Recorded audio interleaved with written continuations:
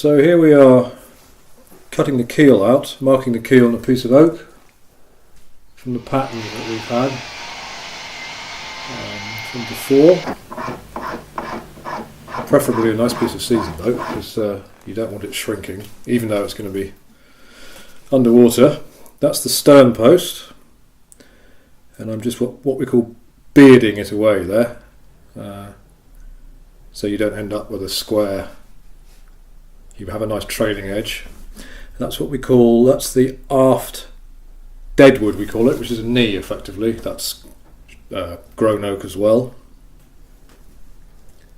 Pays to get it as square as you can at this stage, otherwise you start off with a twist in the boat before you get any further, and then it's a bit of a headache later on. And that's the forward deadwood, which goes between the forefoot and the keel, and it gets all bolted together.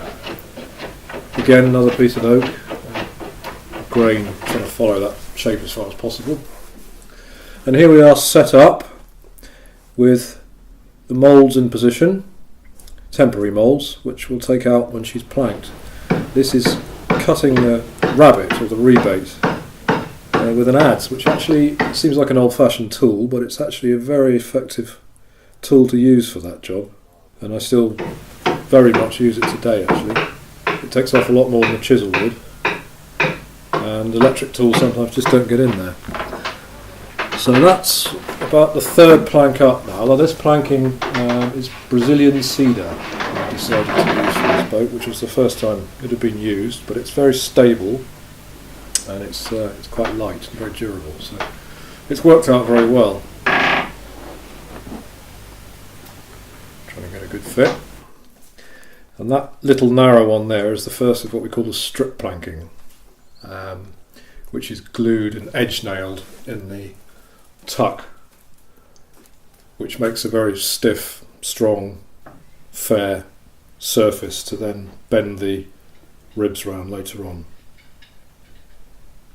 Incidentally, you're only allowed 12 inches of that planking. It was only the second time that had been done. It was John came up with the idea, because they always used to leak around there. So that's back onto the ordinary full width planking now. Notice there's no ribs in at that stage. They're just coming on now. This is an old steel pipe. We used to boil them really, and hence they come out black, because it's the iron reacts with the tannin in the oak.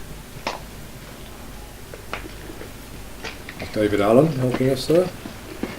Here we are. Nice and hot, as quick as we can, bending them in position. As I say, you see they're actually black now. If you steam them in a wooden box or a plastic box, they don't go black.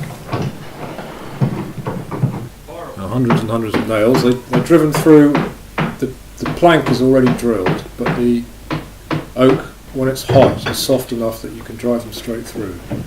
And obviously, as it cools, it then holds them in position.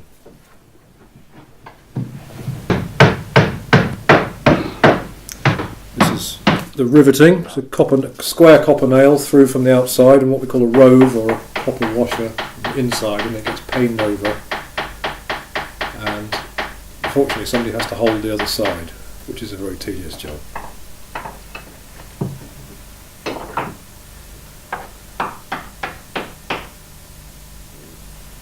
I can't tell you how many there are. I've never stopped to count them, but you could work it out. But there's quite a few, I can tell you.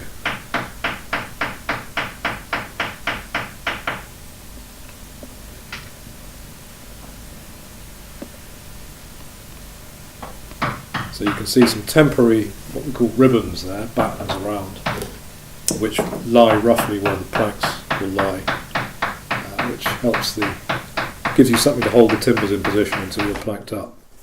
You can see there we planked up from the bottom and down from the top, and then we close on the bilge, what we call a shutter plank.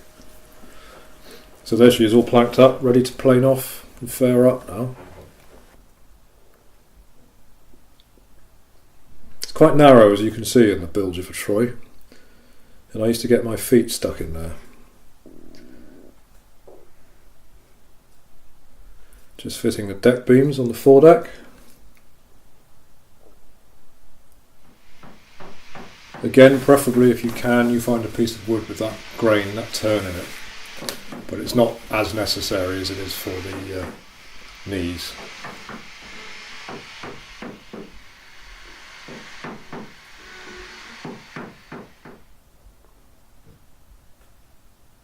So the side decks are yet to go in.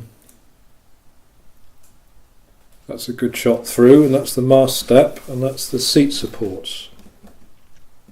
Just 2 short seat benches aside, on each side. The crew has to crouch down or kneel. This is pitch, which is going to be put in to fill up those crevices where filth and muck tend to stand. It just makes it easier. It makes the water drain away into the bilges and stops all the seagull feathers and filth, pasty crusts, chips, all those horrible things that you find in the bottom of boats, fish heads.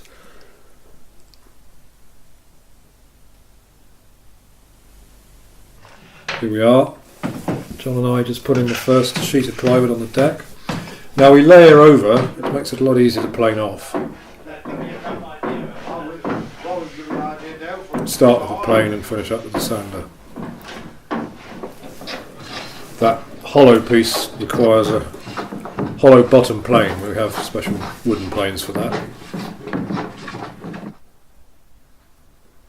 Unusual, this one, she had a teak deck. Decorative really, but makes a nice non-slip surface. It looks very nice. There we go, the lead ballast wheel is on. Rolling her up onto the trailer.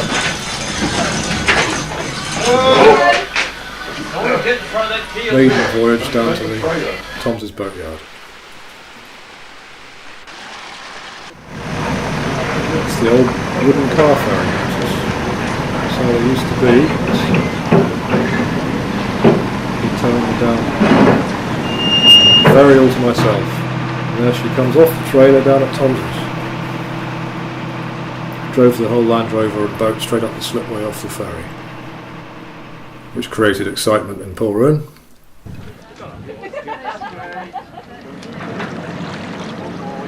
So here we are, ready to launch down at Tom's yard, and here we are afloat, all varnished up and ready for the first race. A lot of expectation at this point, of course, and here she is, just rounding the top mark, jib up obviously and main. No reefs in these sails, they always carry the full canvas, but there's not much wind today. And that's Alan Toms himself helming as usual, and Andrew Kelly, his crew, who've been sailing together for years and years and years, just flying the gold coloured spinnaker down to the finish line, and they did win, and so I could sleep that night